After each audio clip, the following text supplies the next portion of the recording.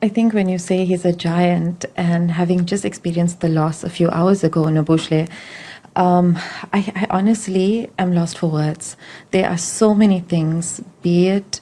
the selflessness that he displayed with the community. So as a daughter, many people know about his accolades, but the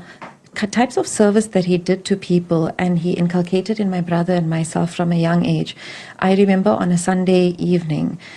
he would say we're going for a drive, and then he would stop at the police station because a policeman or somebody needed an attorney, or somebody who couldn't afford to pay an attorney needed some advice or needed to be seen to, and he would leave us in the car. So my mother, my brother, and I would be sitting in the car, and we would be waiting outside the police station while he went in, and he explained to us that our Sunday evening drive was being curtailed, but we